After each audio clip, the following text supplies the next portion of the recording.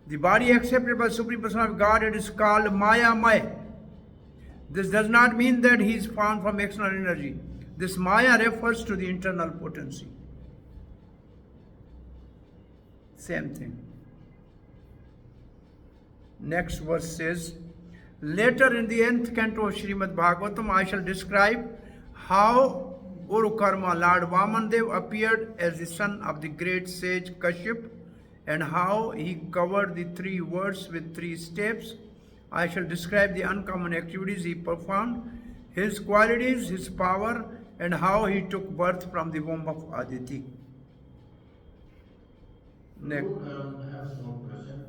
I always was under the impression that Vamanadev was a Brahmana brahmachari, but here we see that he married Kirti. It's not that, it's not Kirti. That's what I am saying. Vamandev had these sons of Vamandev, I doubt. See in the list, let us see.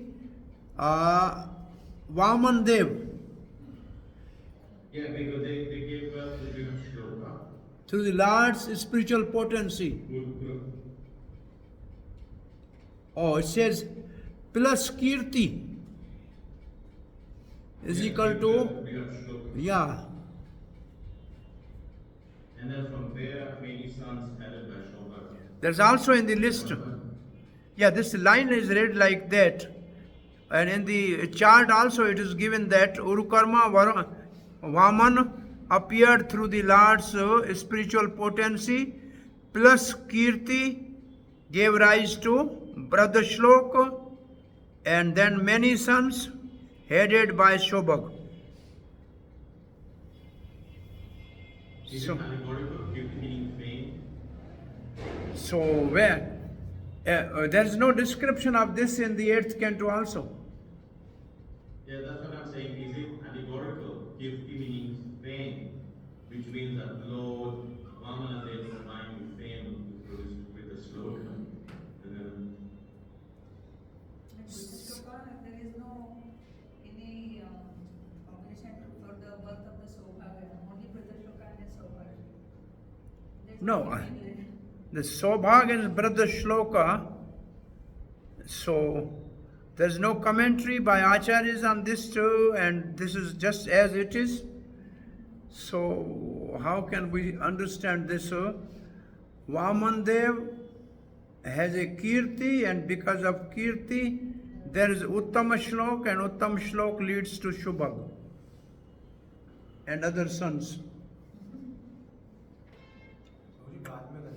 Huh? There's no description in 8th canto of these things. Anyway, the point is, it appears Vamandev, though he appeared as a young brahmachari, afterwards he may have his pastime, like Lord Ramachandra, he has also sons, Lavakusha. Krishna has 10 sons from each wife and 1 daughter. So maybe these are the description of the son of Vamandev. This is coming in this line. Like we say, na, 1 to 25 brahmachari, then grahast. Anyway, is a Batu Brahman, Vamandev, and this is the description here. I don't know much about. I was also, when I was reading, I was thinking, how come this Kirti and then sons connected to whom? They are connected to Vamandev in the list, yes. Yes, we have to accept this.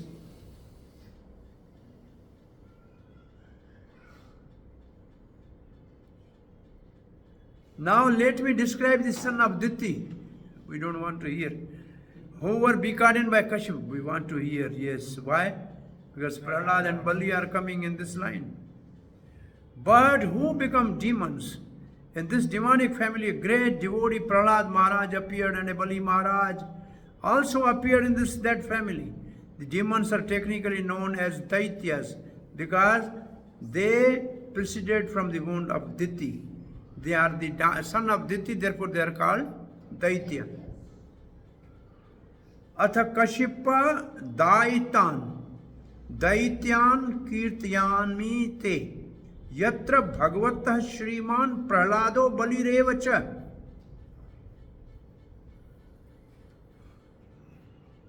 No, there's no purport most of the verses, so we can. So here is this description, the chart of the son of Kashyap and Diti. There's a chart. Kashyap, son Hiranyakashipu. Then there's a list of their sons. And the other side there's a Marutas. There's no description, no son. They remain as a demigod. They become demigod. The son of Diti, they become demigods. Why? Because she followed the Vaishnava puja or worship. And there's a whole list of these sons. First, the two named Hiranyakashipu and Hiranyakashipu took birth from Diti's womb. Both of them were powerful and were worshipped by the Daitya and Danavas. Danu's sons are called Danava and Diti's sons are called Daitya. These are the both names of the wife of Kashyap. Danu and Diti. Verse 13-14. The point important for this us here is the wife of Hiranyakashipu was known as Kayadu. We know this. She was the daughter of Jamba. We don't know. And a descendant of Danu. She gave birth to 4 consecutive sons known as Sanglad, Anuhalad, Halad and Pralad, youngest. The sister of these 4 sons was known as Simghika. She married the demon named Viparsiti and gave birth to another demon called Rahu, is one of these now planet, Rahu. Huh?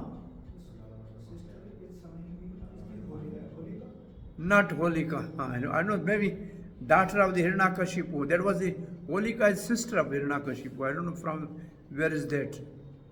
The Singhika only we hear in the journey of Hanuman to the Lanka. There is a Singhika, whether she is or somebody else. From Viparchiti, Singhika obtained Rahu as her son. Next, verse 14. Kayadu is a daughter of Jamba. What? Kayadu is a daughter of Jamba. No. What is it said here? Jamba is the mother of Prahlad, is son of Kayadu. Jamba is the name, father. Se Jambasya Tanaya Danavi. Kayadu name. Who is the Kayadu? Kayadu is daughter of Jamba. Kayadu is daughter of Jamba and Jamba is descendant of Danu. Jambasya Tanaya Danavi. So Jamba's daughter is Kayadu and Kayadu's Kayadu's mother, Jamba's mother is Danu. So Guruji, Prahlad Maharaj is a relative of Rahu. Prahlad Maharaj and Rahu are relative. Yes. Danu and Daitya both together. But still he is a great devotee. Verse 14. With Rahu in disguise was drinking nectar among the demigods. This will come in 8th canto. The Supreme Person of Godhead shaved his head, Mohini Murti. The wife of Sangal was named Kirti. By union with Sangal, Kirti gave birth to a son named Panchajanya. Maybe this is a Panchajanya who was a demon found by Krishna and Balaram in a Arabic Ocean at Prabhas Kshetra, and they got Panchajanya. The conch shell, maybe that is Panchajanya, maybe some other Panchajanya, I don't know. But the word Panchajanya is very well known to us. Oh, verse number 15. We can finish in 5 minutes. Tomorrow we will finish this chapter, then still we have 2 days, we can finish 9th chapter. We have to finish by 29th. I think we can make it up. The wife of Halad was named Dhamani. She gave birth to 2 sons named Vatapi and Ilaval. This Ilval and Balwal, they are called Ilval and Balwal. And some of these demons were killed by Agast Rishi. They came to Agast Rishi. One came as a lamb. They used to kill all the saints like that. One brother becomes a lamb, he goes there in their food, and when they eat, the other brother calls, "My brother, come out, Then he tear open the stomach of that and he come out. So Agastya was able to digest that alval. So when his brother called, he never came out. So he ran, and then that demon was killed by Balaram when he was on a pilgrim. The Naimisharanya rishis, they told him that this one of these demons were disturbing them. So Balaram killed that. These are the two demons. Huh? So Agastya says, you have to be strong enough. The demonic ideas which appear in your stomach, you have to digest them rather than they kill you. This is the idea they give about this incident. So these are the grandsons of Hiranyakashipu, Vatapi and Atapi. This Atapi is Ilval. Ilval and Balval, they are also their name, Ilval, Balval.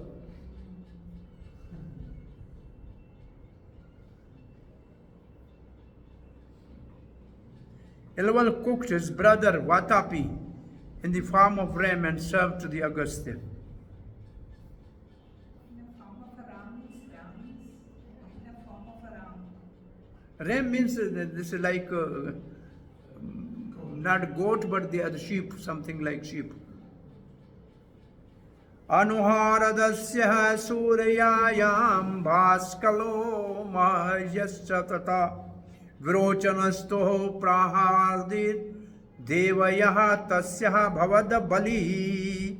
The wife of Anuhad was named Surya.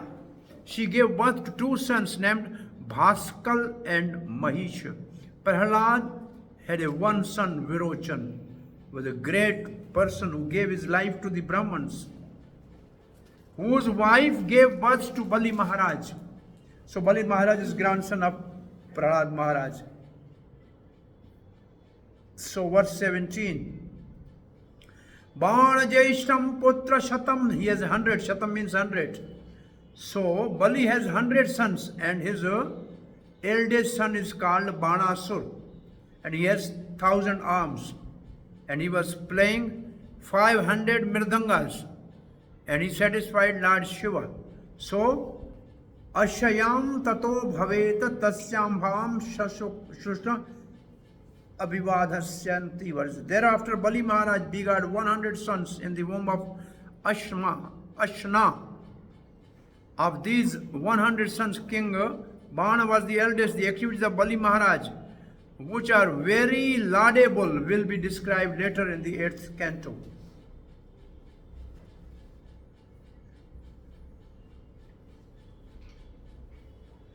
And now we should do this first section and then we'll discuss tomorrow.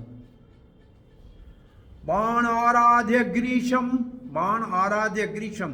the worship, he used to worship Lord Shiva.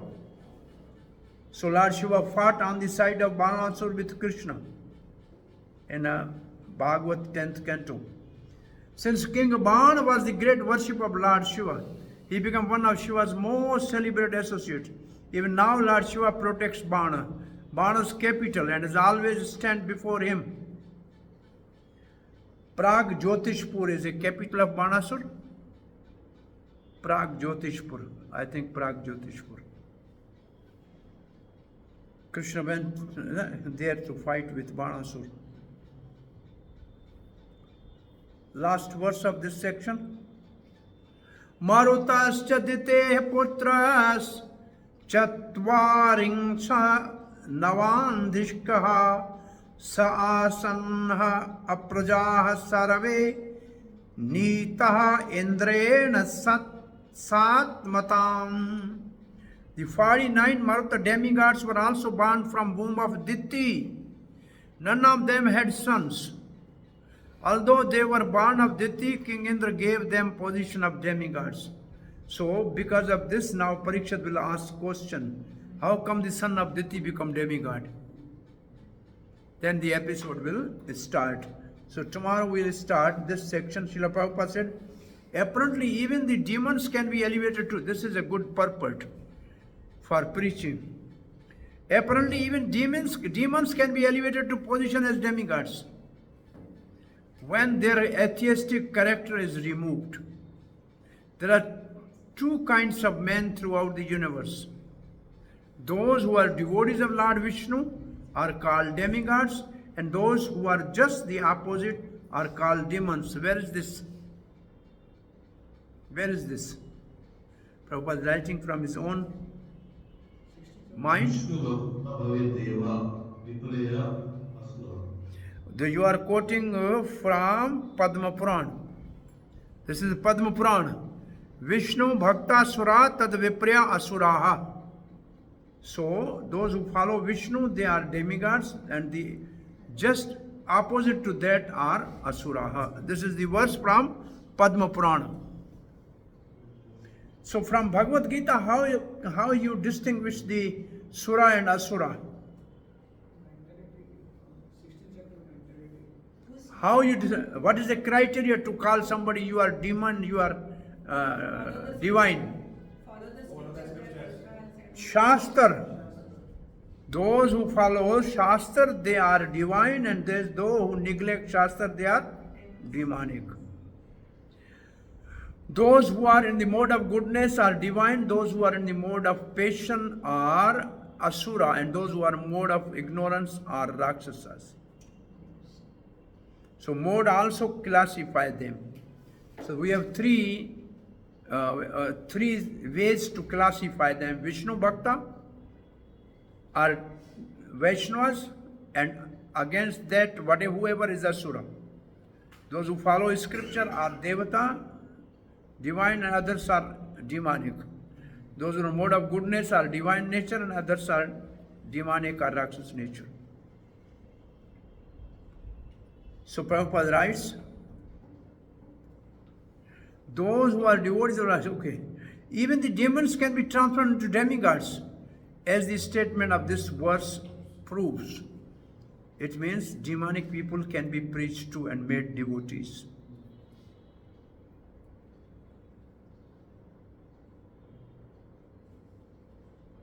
Sat Matam means that they attain position of Devata worship just like Indra. Now this section we will start tomorrow. 20 to 31 Parikshat question about Marutas and Diti's service to Kashyap. Thank you. Any question or comment? Who are Rakshasas? Who are Rakshasas? Yeah, this is the question asked by Ramachandra in the assembly after he was enthroned as a Ayodhya Naresh after coming back from the exile, and Agast Muni gave the whole history of the Rakshasas. They were Heti, Parheti, they were the beginning was like that, and then they have their descendants, Lord Shiva helped them somewhere, and then they become three brothers, and they are called, what is his name? But the names are on my tongue. Malyavan, Mali, Sumali, and Malyavan. And then Sumali, then Malyavan has a daughter Keksi, she married to the Visharva, and then Ravan was born. So this is the lineage of the Rakshasas. Who were the demons? This was the question in Ramayana.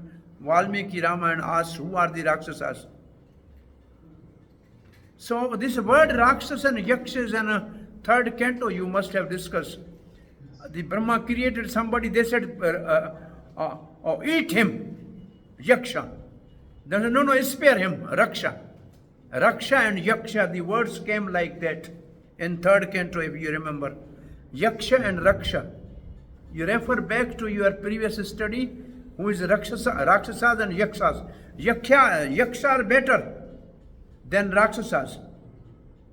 Like Tatka was Yakshani before, but then she was cursed to become Rakshasi. Then she became demon. So demons are better than Rakshasas because demons are only mode of passion and Rakshasas are in mode of ignorance. Asuras are mode of passion, but the Rakshasas are in mode of ignorance. They are more worst. But they are all coming in the category of demigod creation of the Brahma. You may remember in third canto, They all are coming in the category of devatas because they have more power than the human beings. Though human beings have one species, and then there are demigods, in which this is a whole list of the devatas, gandharvas, asuras, rakshasas, and all they are in that list. Okay? Very good. So one more question I have. Yes. One of see cursing, right? We all like here cursed Chitraketu. In the same manner, like these people have when they say something, it happens. Who, what is the level one has to have to be able to What is the name of? one has to be blessed? Like when people Here. bless the devotees. What is the level? What is the level? Ajay Prabhu, can you repeat what is the level of what? What is the level needed to be able to have, it has to, whatever you say unfolds in real life. Like these people said Parvati says, you go and become a Rakshasa, you're going to become a demon. So he becomes that. I say everything, nothing happens. What is the point? Asking that, at what level of advancement can you, almost like, can you have the ability to curse and it actually happens, right? Oh, that's called Vaka Siddhi. Yes. That's called Vaka Siddhi. Whatever you say, it happens. Right. So they say sometime when you chant the mantra for 100,000 times, now 100,000, 1 crore. 1 crore means 10 million. 10 million of the mantra chanted seriously will give you the perfection of Vaka Siddhi. Mostly devotees have Vaka Siddhi. They never use it, but when they say things happen. You said you become a devotee, and people become devotees, so it means you have Vaka Siddhi. Yes. This is what Chaitanya Mahaprabhu told to the Vasudeva Datta. That you simply say that you become devotee, people will become devotee, and they all will be delivered. What is the problem? The devotees have Vaka Siddhi, but they don't know. You see, Raja Prabhu is smiling now. See? What is that? He's saying Ajay Prabhu is smiling now. Heaven is very high. Advaita Krishna is saying this. Advaita Krishna is saying that Ajay Prabhu is smiling now. He has a Vaka Siddhi, okay. Ajay Prabhu, you say that we I am all telling- become devotees, then I am- we all become devotees. I'm telling you real joke. It's a real thing. It's 40 years, maybe 30 years back. I was in Pakistan. Some headmaster of the school who was almost over 60s. He said, "Please bless me that I can have a son." I was just putting my head. How can he have a son now? So next year I went there. He brought the box of sweet. He said, "Oh, you said, and I got a son." I was surprised. My God, how can he get a son? Then I asked somebody, how come he got a son? He said, he married a wife who has a son. So there was a Vaka Siddhi, but it's a different type of Vaka Siddhi. I never thought that he will ever have a son. So how can I say you can? But next year he brought a box. He said, yes, I got it. I said, thank you.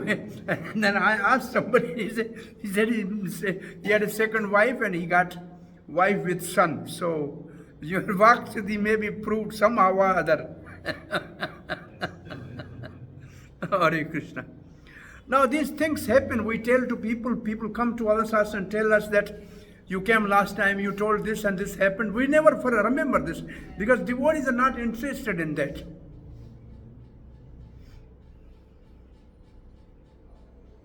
And Prabhupada, many devotees says whatever he said, that happened. Which was not possible, it has become impossible to become possible by Prabhupada. In a midnight they got the visa for going to Australia and on the Sunday, which is impossible. Prabhupada was traveling from Singapore to Australia and they got visa on Sunday. It was a holiday, but they got it. So some things are possible for the exalted devotees. Somehow they say it happened, then it becomes. So now if you have Vakshiddhi, you say, I can pass, and you will pass the Bhakti Vaibhav exam, right? Prabhuji, why only Bhakti Vaibhav? Bhakti Vedanta, Bhakti Sarvam. Hare Krishna, Hare Krishna. Thank you very much. Srimad Bhagavatam ki jai, Srila Prabhupada.